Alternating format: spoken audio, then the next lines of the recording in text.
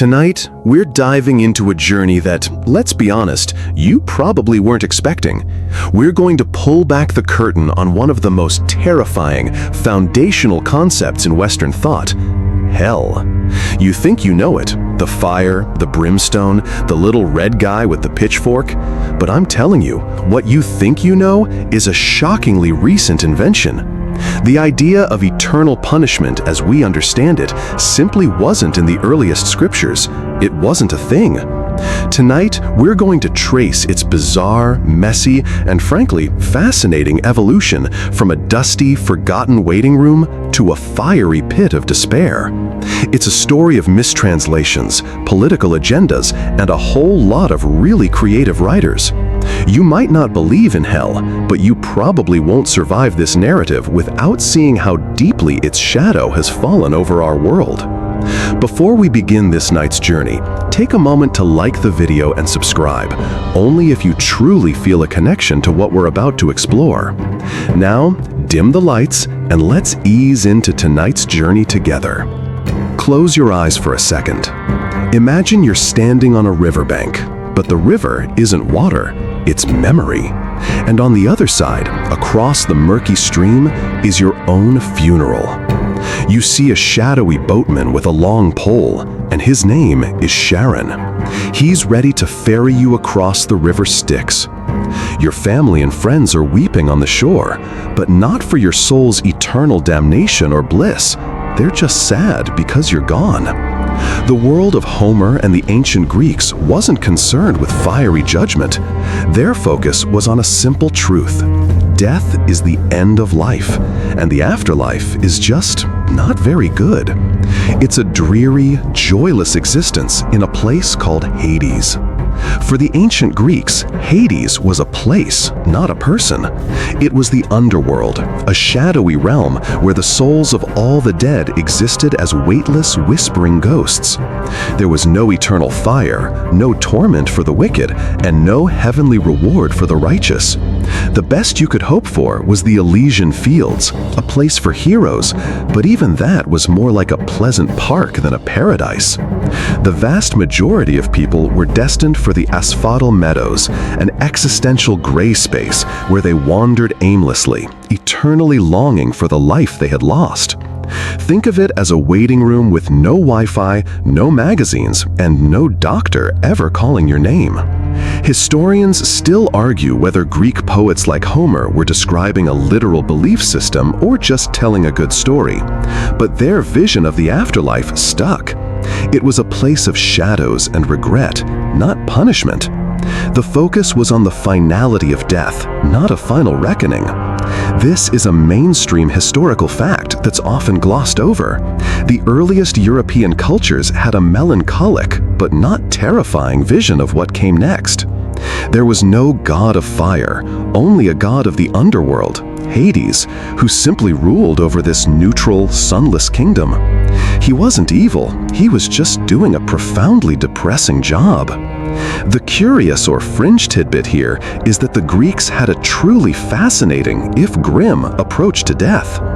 They believed that to cross the Styx, you had to pay Sharon a toll, a single coin, an obol, placed under the deceased's tongue. If you didn't have the coin, your soul would be doomed to wander the riverbanks for 100 years. This led to a kind of pragmatic death preparation. You literally had to make sure you were buried with your bus fare for the underworld. It wasn't about preparing your soul for judgment, it was about having enough change for the ferry. It's an absurd detail that tells you everything about their priorities. So, remember this: the first stop on our tour is a place of gloom, not fire. It's a place where the hero Odysseus finds that the dead would rather be the lowest farmer on earth than a king in the underworld. It's a quiet, cold, and profoundly sad place, and the idea of eternal torment just wasn't on the menu. The ancient Greeks weren't worried about being bad, they were worried about being dead. That distinction between sorrow and punishment is the first, most crucial divergence on our path to hell. So, you've been ferried across the Styx with your coin under your tongue, and you're now a whisper-thin shadow in the gloomy Greek underworld. You're not being tormented, you're just existing. But let's rewind a bit, away from ancient Greece and over to ancient Israel. This is where things get really interesting, because the Hebrew scriptures, the Old Testament, don't have anything that even remotely resembles that Greek vision of the afterlife, let alone the fiery pit you have in your head. Instead, they have a place called Sheol. And you're probably thinking, Sheol, I've heard that name before. That's Hebrew for hell, right? Well, not exactly. That's the translation you often see, but it's more like the Greek word Hades than anything else. Sheol, in the ancient Hebrew mind, was the destination for all the dead, the good, the bad, and the ethically neutral. It was a dark, silent, and dusty place. It's described as being down below, or the pit, a vast subterranean tomb where the deceased lived on as shades, cut off from both God and the land of the living. It wasn't a place of reward or punishment, it was just a place of non-existence. This is a mainstream historical fact that's often lost in translation. The earliest biblical authors weren't obsessed with a post-mortem reckoning because they were primarily concerned with living a righteous life on earth. Their reward was a long, healthy life, a lot of kids, and a good legacy. The idea of eternal bliss or torment was a later theological invention. Think of it this way. When the prophet Samuel is summoned from the dead in the book of Samuel, he's annoyed. He's not in heaven enjoying harps, and he's not in hell being tormented. He's simply resting in Sheol and doesn't appreciate being disturbed. He's like an old man woken up from a nap, grumpy and out of sorts. This isn't a description of paradise or eternal suffering. It's a description of a kind of shared, collective grave. The quirky or fringe tidbit here is that the ancient Israelites had a very practical, if somewhat morbid, approach to the dead. The book of Deuteronomy actually forbids any contact with the dead, including necromancy, which is what the woman in Samuel was doing. It was a way of reinforcing the separation between the living and the dead, a way of saying, when you're gone, and you stay gone. This is a stark contrast to the Greek idea of ghosts and spirits mingling with the living. The Israelites were very clear, you're a shade now, and you need to stay in your lane, which is Sheol. Historians still argue whether Sheol was always a neutral, undifferentiated place, or if some later authors began to see hints of a division. Some scholars point to a few vague verses that suggest a possible separation within Sheol, with the righteous and the wicked being in different areas. But these are small, often debated exceptions to the general rule. The overwhelming evidence is that Sheol was a single destination for all. It wasn't a place you feared for its punishment, but rather for its finality, its utter separation from God. So you can see how far we are from the idea of hell as we know it. We've got a neutral, dusty waiting room, not a fiery furnace. We've got a collective grave, not an individualized torture chamber. The concept of an afterlife as a place of judgment and eternal consequence simply hadn't been fully developed yet. It's like looking at a black and white photo of a car and trying to figure out what color it is. All the crucial details are missing. So you've left the dusty, silent Sheol and are still looking for some kind of fiery torment. But so far, you've only found melancholic shades and grumpy prophets. It's time for us to turn our attention to the land of the living and a very specific geographical location just outside the walls of ancient Jerusalem. This is where we get the first faint whiffs of smoke and the first hints of what will eventually become hell. We're going to a place called the Valley of Hinnom. The Valley of Hinnom, or Gehenna in Greek, was a literal place, a deep, narrow ravine that ran along the southern and western sides of Jerusalem. and it had a pretty grim history. This is a mainstream historical fact that is crucial to understanding the evolution of the afterlife. The valley was, for a time, a site of pagan worship, specifically the horrific practice of child sacrifice to the god Moloch. It was a place of extreme wickedness, and the Hebrew prophets, like Jeremiah, absolutely condemned it. They used vivid, terrifying language to describe it, saying that God would make the valley a valley of slaughter and fill it with the corpses of those who had sinned. Over time, because of its grim history, the Valley of Hinnom became a garbage dump for the city of Jerusalem. It's a bit like how a modern city might use a landfill. It was a place where they burned refuse and, according to some traditions, the bodies of criminals who were too dishonorable to be buried.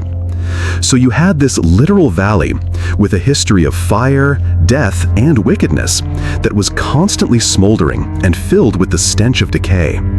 It became a powerful, visceral metaphor for everything unclean, profane, and condemned. The smoke rising from the valley was a constant reminder of sin and judgment. Now, for the quirky or fringe tidbit, some later traditions suggested that the fires in the Valley of Hinnom were kept burning perpetually, with the bodies of the wicked and the city's refuse being constantly thrown into the flames. While there's little historical evidence for a perpetual fire, the imagery stuck. The idea of a fire that never goes out, a flame that consumes everything, became deeply embedded in the cultural imagination. This is the first time we see fire and judgment linked in a way that feels a little closer to the hell we know. Historians still argue whether the Jewish people of the time saw Gehenna as a literal place of eternal punishment, or if it was exclusively a metaphor for a catastrophic and final judgment. The fact is, it was both. For some, it was a symbol of divine punishment that would be meted out on earth. For others, it began to represent something more. It was a place so defiled, so steeped in sin and consequence, that it became the perfect stand-in for the ultimate destination of the wicked. It's the moment when a geographical location becomes an eschatological concept, a place that is no longer just a valley, but a powerful symbol of fiery judgment. The concept of Sheol, the silent grave, begins to be overshadowed by the smoking, smoldering image of Gehenna.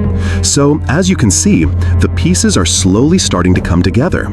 We've gone from a neutral, dusty void to a place with fire, a history of sin, and a prophetic association with divine judgment. But it's still just a valley outside a city. It hasn't become a universal, eternal destination for all the damned yet. That, as you can probably guess, is coming up next. The stage is being set, the props are being gathered, and the actors are about to make their entrance. You've now stood in the Valley of Hinnom, smelled the acrid smoke, and felt the symbolic weight of its fiery history. It's a powerful image, but it's still just a metaphor, a very potent one, but a metaphor nonetheless. The concept of an eternal, conscious punishment is still not a thing. The next step on our journey is a massive one, because it's here that a charismatic Jewish teacher from Galilee takes this fiery imagery and uses it to make a point that has echoed through the centuries. We're talking about Jesus and his famous parable of the rich man and Lazarus. This is a mainstream historical fact you've probably heard of. In the Gospel of Luke, Jesus tells a story about a wealthy man who lived a life of luxury and a poor beggar named Lazarus who sat at his gate. Both men die. Lazarus is carried by angels to a place called Abraham's bosom, a kind of Jewish paradise.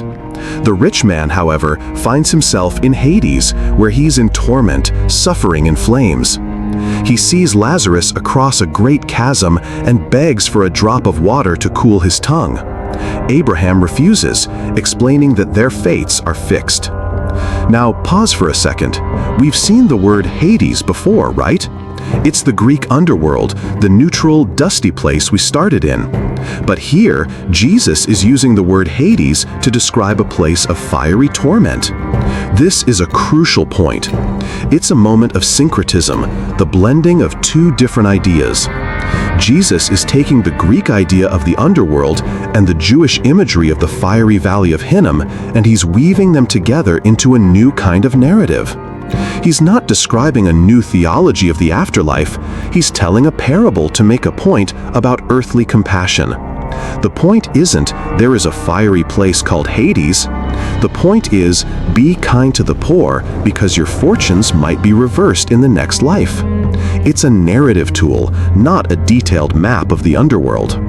The quirky or fringe tidbit here is that this parable is not found in any other gospel, and it doesn't align with Jesus' other teachings about the afterlife. He typically uses the term Gehenna, the Valley of Hinnom, to describe final judgment, often in a metaphorical sense.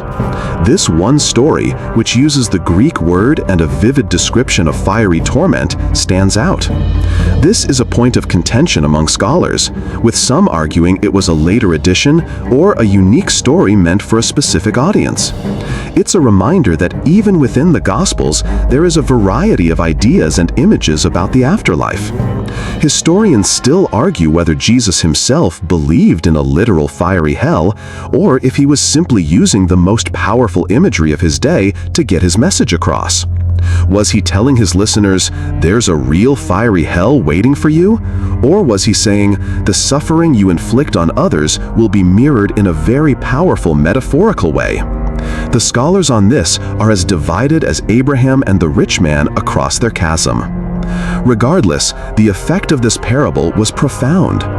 It took the symbolic fire of the Valley of Hinnom and the general concept of the underworld from the Greeks, and it put them together in a story that created a powerful, unforgettable image of personal, conscious torment. It gave a name, Hades, to the fiery part of the afterlife. It made hell personal. But it's still just a story, and the theology behind it is not yet fully formed. The chasm is deep, but it's about to get a lot wider. So you've witnessed Jesus' parable, where the rich man suffers in a fiery Hades. The pieces are definitely starting to click into place, but we're still missing a few. We're in the 1st century, and the early Christian movement is spreading like wildfire, moving out of its Jewish homeland and into the broader Roman Empire.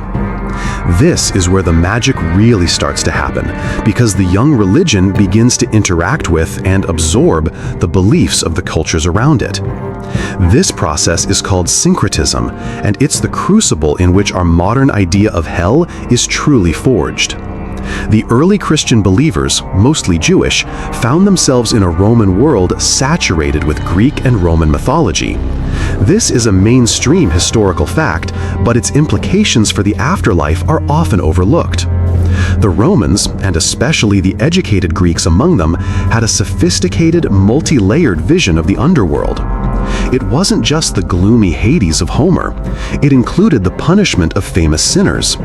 Think of Sisyphus rolling a boulder up a hill forever, or Tantalus standing in a pool of water he can never drink. These were individual, perpetual punishments tailored to the sins of the person. This was a concept the Jewish world, with its vague Sheol, just didn't have. Now imagine you're an early Christian missionary trying to convert a Roman citizen. You can talk about resurrection and salvation, but their minds are already primed for a world of eternal judgment and reward. So it's not a huge leap for you to start using their imagery. You could say, you know your story of Tantalus? Well, there's a place like that for everyone who rejects God. The fiery torment of the rich man and Lazarus, combined with the detailed Roman punishments, began to form a more concrete picture of what awaited the wicked. The quirky or fringe tidbit here is that this was a two-way street. Not only did Christians borrow Roman ideas, but Roman concepts of hell also influenced how Christians read their own scriptures. For example, the Roman idea of a special place for heroes, the Elysian Fields, could be reinterpreted as a kind of heavenly paradise for the righteous. It's a bit like how a modern movie might reference an older one. The new story is a continuation, but it's also a remix of the older ideas. It's not a one-for-one copy, but a subtle, powerful reappropriation. Historians still argue whether this process was a conscious, strategic decision on the part of early Christian leaders, or if it was a more organic, unavoidable blending of cultures. Did they say, let's borrow their ideas to make our message more palatable, or did they simply absorb the surrounding culture without even thinking about it? The answer is probably a bit of both. The result, however, is clear. The simple Jewish concept of Gehenna as a garbage dump and a metaphor for a final catastrophic judgment was now being interpreted through the lens of Roman ideas of individual, eternal, and often fiery punishment. The fire was no longer just a symbol, it was the mechanism of a very personal torment. We've officially moved past metaphors and into the realm of theology. We're no longer in a waiting room or a garbage dump, we're on the threshold of a torture chamber, and it's only going to get more creative from here. Now that we've left the early Christians and the Roman world, where ideas about punishment started to get serious, we're going to fast forward a whole millennium. We're skipping over centuries of slow, incremental theological development and jumping right into the High Middle Ages, to a moment when the idea of hell gets its most famous and, frankly, most terrifying makeover. We're talking about a man named Dante Alighieri and his epic poem, The Divine Comedy. This is a mainstream historical fact that is impossible to overstate. Dante's Inferno, the first part of his masterpiece, wasn't just a poem, it was a blueprint. It took the vague, swirling anxieties and fears of the medieval world and organized them into a stunningly detailed, hierarchical vision of hell. He gave us 9 concentric circles, each one a different, exquisitely tailored punishment for a specific sin. He imagined the greedy wallowing in filth, the lustful being swept away in an eternal tempest, and the traitors frozen in a lake of ice. Dante didn't just describe hell, he mapped it.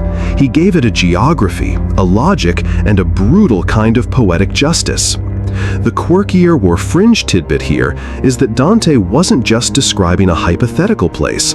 He was literally putting real people he knew into his hell. His political enemies, corrupt popes, and people he felt had wronged him in life all found themselves immortalized in his poem, suffering a uniquely awful fate. He was using his art to settle scores, and in the process, he was making hell feel real and personal in a way no one had before. It wasn't just a destination for abstract sinners, it was for the guy who cheated you at cards and the politician who crossed you. Historians still argue whether Dante's work was a reflection of the popular beliefs of his time, or if it was in fact the other way around. Did he simply write down what everyone already believed, or did his vivid imagination and powerful narrative single-handedly create the enduring image of hell that we still have today? The sheer detail and creative power of his work suggests the latter. His version of hell was so compelling that it eclipsed the simple biblical descriptions and became the de facto visual for the afterlife in the Western world. You're not picturing Sheol or the Valley of Hinnom when you hear the word hell, you're picturing Dante's Inferno. We've gone from a metaphor to a full-blown 9-level theme park of suffering, and we're about to get a tour guide who makes things even more official. You've just toured Dante's magnificent, terrifying theme park of punishment, and you're probably thinking, okay, that's where the idea of hell came from. But we're not done yet. The power of Dante's imagery was immense, but it was just a poem. For hell to become an official, theological reality, it needed to be baked directly into the Holy Scriptures themselves. And for that, we need to talk about a man named Jerome and his monumental and often controversial Latin translation of the Bible, the Vulgate. This is a mainstream historical fact that is absolutely central to our story. Around the year 400 AD, Jerome, a highly educated and cantankerous scholar, was commissioned by the Pope to create a new, definitive Latin translation of the Bible. The existing Latin translations were a mess of different versions and errors. Jerome's goal was to go back to the original Hebrew and Greek texts and create a single, authoritative version for the Western Church. His work became the official Bible of the Catholic Church for over 1,000 years, and it's here that the words for hell, as we know them, begin to appear with startling frequency. Remember Sheol, the dusty waiting room? When Jerome translated the Hebrew scriptures into Latin, he often rendered the word Sheol as infernus or infernum. And remember Gehenna, the fiery valley of Hinnom? He translated that too as infernus. And even the Greek word Hades, the underworld of the rich man in Jesus' parable, was translated as infernus. This is where the magic, or the great theological sleight of hand, happened. 3 different words with 3 very different original meanings, a collective grave, a fiery garbage dump, and a mythical underworld, were all translated into a single Latin word, infernus. The quirky or fringe tidbit here is that Jerome's translation was met with intense opposition. His contemporaries, including his former friend Augustine, were shocked that he would use a different Hebrew text than the one they were used to. They accused him of heresy and of not respecting the traditions of the church. Jerome was not a man to back down, and he defended his work fiercely, writing with his signature sarcastic wit. He was convinced his translation was more accurate, but in his zeal for a unified text, he inadvertently created a unified concept of the afterlife. He took the nuanced, varied language of the original scriptures and flattened it into a single, terrifying concept. Historians still argue whether Jerome's translation was an intentional theological decision or simply a linguistic one. Did he consciously choose to use a single word to promote a new, more terrifying vision of the afterlife? Or was he just trying to find the best Latin equivalent for a handful of ambiguous and similar-sounding words? Regardless of his intent, the effect was profound and lasting. The average person in the Middle Ages, reading or hearing from the Vulgate, no longer heard about a shadowy Sheol or a metaphorical Gehenna. They heard a single, terrifying word, infernus. And it meant one thing: fire, punishment, and eternal damnation. The contract was signed, the ink was dry, and the fear was now official. So, Jerome's single Latin word, infernus, has officially made hell a reality for the Western world.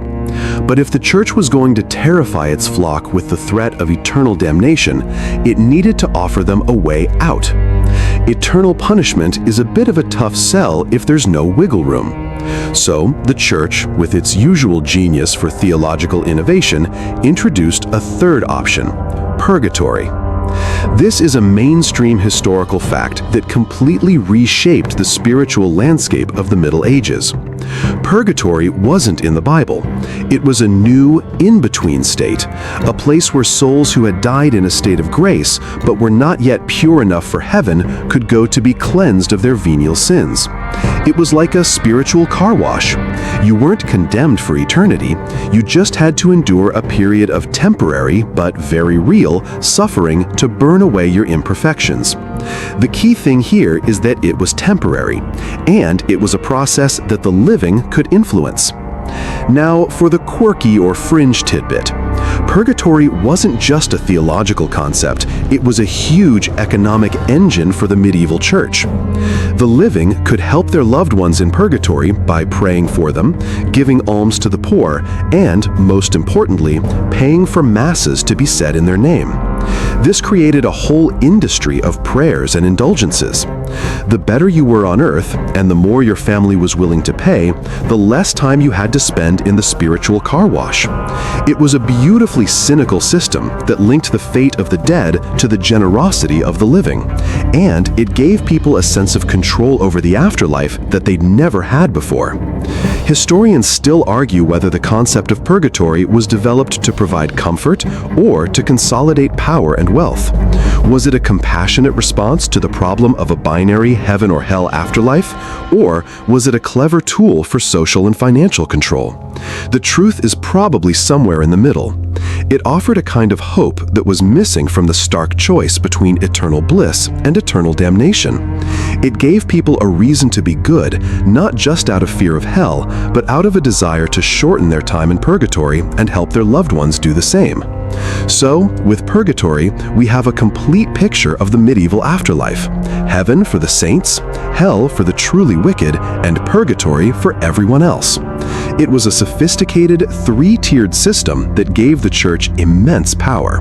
Remember that single word, infernus? Now it had a next-door neighbor, a kind of waiting room with a fire, but with a definite exit door. This system worked for centuries, but it wouldn't last forever. The Reformation was coming, and with it, a new kind of theological revolution. The medieval afterlife was a three-tiered system: heaven, hell, and purgatory. It was neat, tidy, and a theological cash cow for the church. But this system was built on a foundation of tradition and interpretation, not on the original scriptures. And as you can probably guess, someone eventually noticed.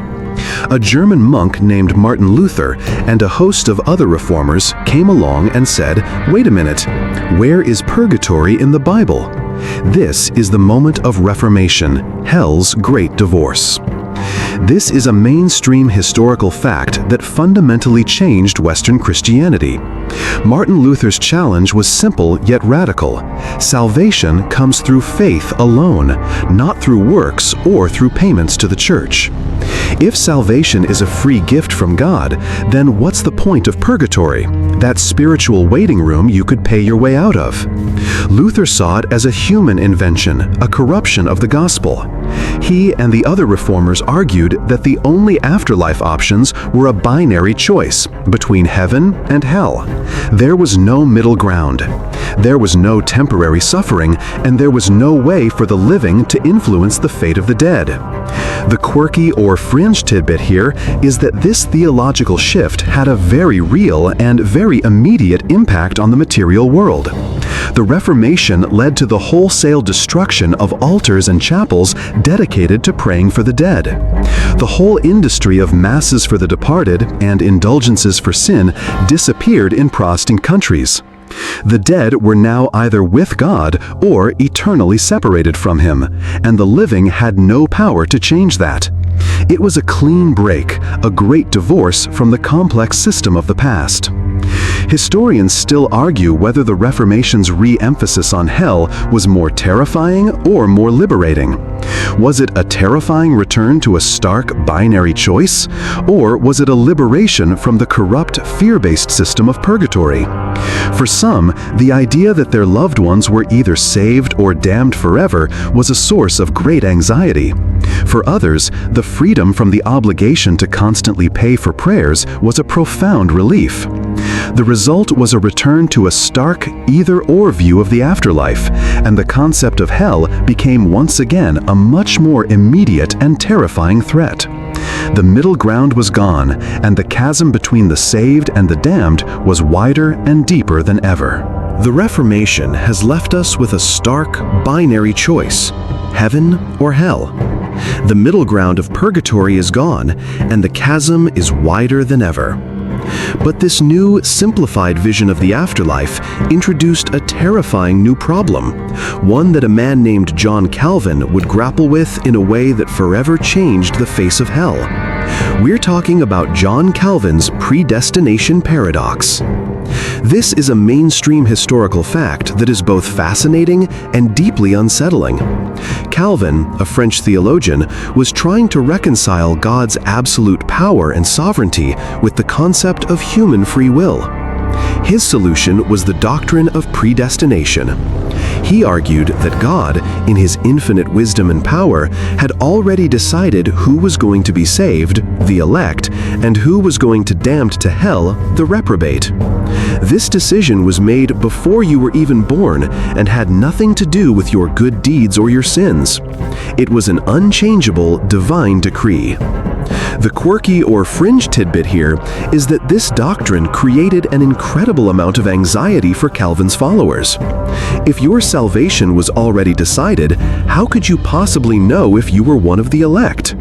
This led to a kind of desperate self-examination where people looked for signs of God's grace in their lives. Success in business, a pious demeanor, and a strong work ethic became signs that you might be one of the chosen, which, as you can imagine, had some interesting social side effects. It created a kind of spiritual rat race where everyone was trying to prove their salvation to themselves and to their community. Historians still argue whether Calvin's doctrine made hell more or less terrifying. On one hand, it made hell an arbitrary, predetermined fate, a cosmic lottery you had no control over. This is a very different kind of terror than the hell of Dante, which was a just punishment for your sins. But on the other hand, it also made hell a kind of cosmic certainty for a certain portion of humanity. It wasn't a remote possibility, it was a foregone conclusion for a significant number of people. The terror was no longer in the details of the punishment, but in the certainty of the destination itself. The paradox was that if God was good, how could he condemn people to hell before they even had a chance to live? This question would haunt theology for centuries to come, and it made the concept of hell a philosophical as well as a spiritual problem. The doctrine of predestination has made hell a terrifying, foregone conclusion for many. But it's one thing to hear about it from a quiet theologian in Geneva, and another thing entirely to hear about it from a fire-and-brimstone preacher in New England. This is where we meet Jonathan Edwards and his most famous sermon, Sinners in the Hands of an Angry God. This is a mainstream historical fact that is often credited with sparking the First Great Awakening in America. Delivered in 1741, Edwards' sermon wasn't just a dry theological lecture, it was an artistic masterpiece of psychological terror. He used vivid, visceral imagery to paint a picture of a human being hanging by a thin thread over a fiery pit, a thread that could snap at any moment. He said you were a spider, a loathsome insect, held over the flames by a God who found you just as repulsive. He wasn't just talking about hell, he was putting you in hell. He made it immediate, personal, and terrifyingly close. The quirky or fringe tidbit here is that Edwards delivered the sermon in a calm, almost monotone voice. He wasn't yelling or jumping around the stage. He simply read from his manuscript in a dispassionate, matter-of-fact tone, which made the horrifying imagery even more potent. It's a reminder that terror doesn't always have to be loud. Sometimes the quiet, calm delivery of an unspeakable truth is the most terrifying thing of all. People in the congregation wept, screamed, and even fainted as they listened, convinced that their thread was about to break. Historians still argue whether the effect of the sermon was a result of Edwards' genuine spiritual conviction or his masterful use of rhetorical devices. Was he simply a mouthpiece for the Holy Spirit, or was he a genius orator who knew exactly how to manipulate a crowd? The answer, as with most things on our journey, is probably a mix of both. He took the theological ideas of hell and predestination and turned them into a lived sensory experience. He didn't just say, you might go to hell. He said, you are there right now, and only God's arbitrary whim is keeping you from falling in. It's this kind of visceral, emotional experience that cemented the idea of a fiery, angry hell in the American consciousness for centuries. You've just been hanging by a thread over the fiery pit, courtesy of Jonathan Edwards. The fire and brimstone hell of the Great Awakening was terrifying and immediate, but as we move into the 20th and 21st centuries, the culture shifts. The fire starts to cool down, the brimstone starts to smell a little less sulfurous, and the whole concept of hell undergoes its most dramatic reimagining yet. We're now in the age of modern hell, from fire to separation. This is a mainstream historical fact. A significant portion of modern Christian theology has moved away from the idea of hell as a literal place of eternal physical torment. The focus has shifted from the what of hell to the why. Hell is no longer primarily seen as a punishment God inflicts on people, but rather as the logical, painful consequence of people choosing to live apart from God. The fire is now often interpreted metaphorically, a symbol of the spiritual anguish and isolation of being utterly cut off from the source of all love and goodness. The quirky or fringe tidbit here is that this theological shift has a lot to do with our changing understanding of justice. The idea of a just and loving God inflicting eternal torture for a lifetime of sin seems, to many modern minds, to be a cosmic injustice. So theologians began to reconsider what hell really meant in the original scriptures. They looked at the words again, and they saw that the original Greek and Hebrew were not always as explicit about eternal torment as later translations and interpretations had made them out to be. The focus is now on the self-inflicted nature of hell.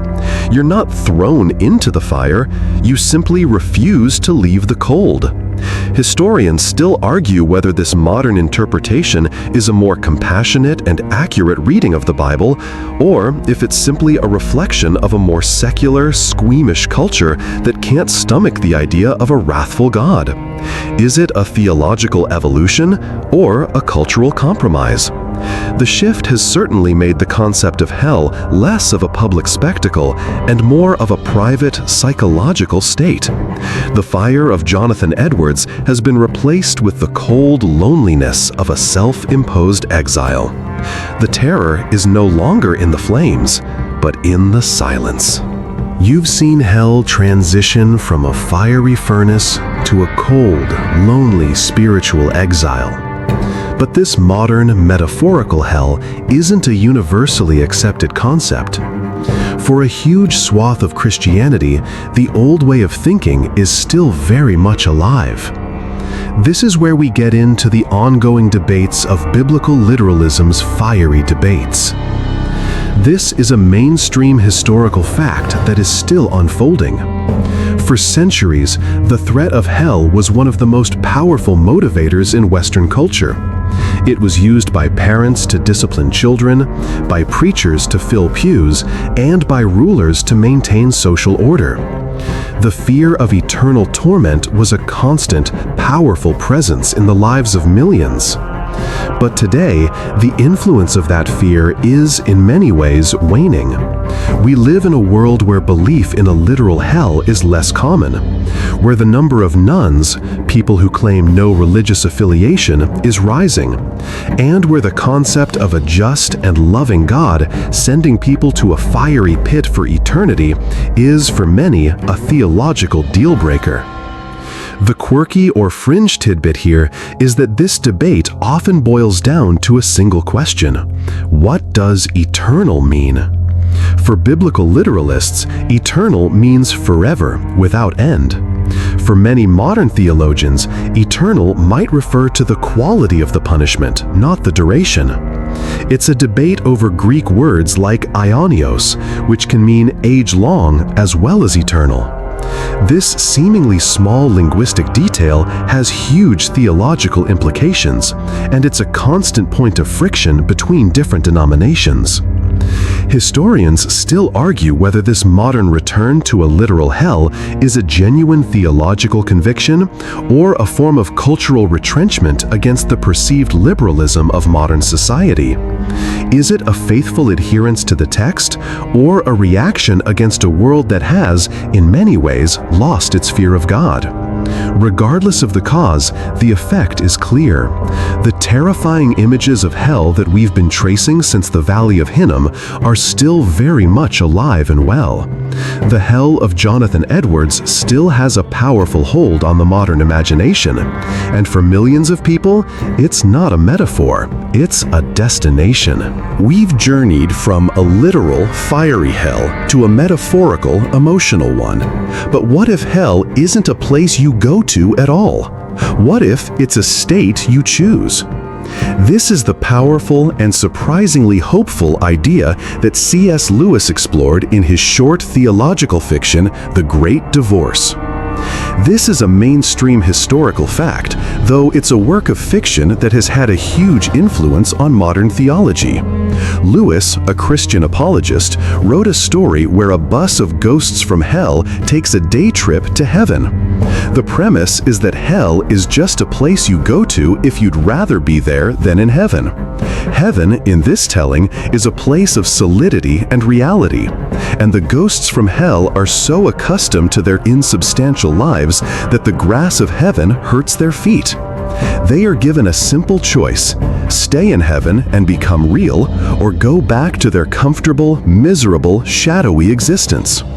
The quirky or fringe tidbit here is that Lewis's hell is not a place of fire and torment, but a perpetually gray, drizzling city where everyone lives so far apart that they can't stand to be near each other. It's a city of 1,000,000 quarrels and 1,000,000 miles, a kind of suburban sprawl of misery. The worst part of this hell isn't the punishment from an external force, but the punishment they inflict on themselves. The ghosts are so addicted to their own grievances and petty sins that they'd rather have them than the joy of heaven. They can literally walk out of hell and into heaven, but they choose not to.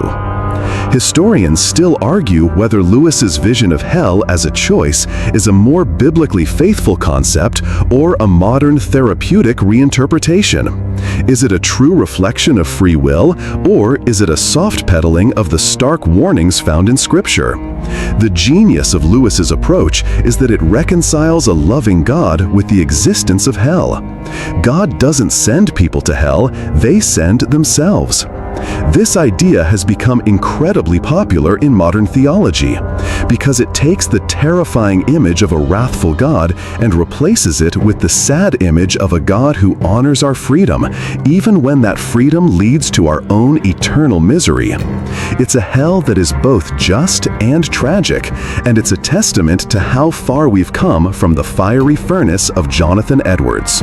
We've now arrived at a hell that is less about fire and more about a sad, self-imposed exile.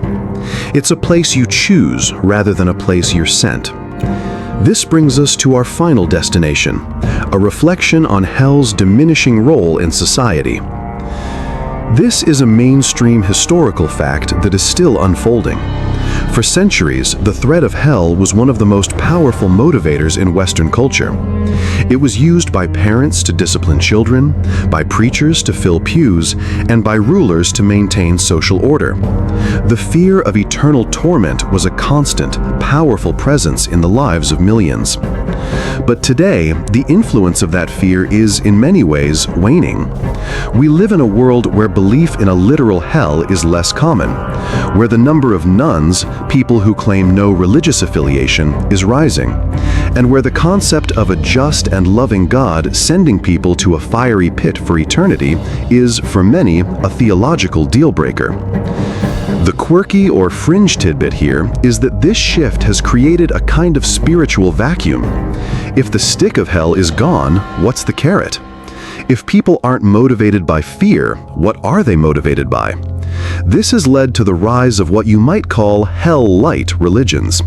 Spiritualities that focus on positivity, personal growth, and a God of unconditional love, with little to no mention of divine judgment. It's a spiritual landscape where the old hell has been replaced with a more palatable, more modern kind of spiritual anxiety. The fear of not living up to your full potential, or the fear of missing out on a meaningful life. It's a hell of the self, not a hell of the soul. Historians still argue whether this diminishing role of hell is a sign of spiritual progress or moral decline. Is it a sign that we finally matured past the need for fear-based religion? Or is it a sign that we've lost the one thing that kept us honest? The answer to that question is probably the most personal part of this entire journey. The fire has gone out, the chasm has been filled in, and the terror has, for many, faded to a quiet whisper. We've gone from a universal, terrifying destination to a personal, almost optional state of mind. It's a journey from the very public, very scary hell of Jonathan Edwards to the very private, very sad hell of C.S. Lewis. And you, my friend, have just completed the tour. Now, settle in and feel your body sink a little deeper into the bed, the weight of a long journey finally settling in. That story of a terrifying place fading to a whisper is finally over. The fire that burned for centuries has been tamed, and the sound of wailing has been replaced by the quiet hum of a new, uncertain dawn. It's a story of change, of humanity's changing mind about its own destiny. And as you close your eyes, you can feel that change, like a cool breeze on a warm night. You don't have to worry about the fire tonight. You don't have to worry about the chasm. All you have to do is rest, knowing that the fear that once held so many in its grip is for now just a memory. It's time to let go of all those old, heavy ideas and just drift. Sweet dreams.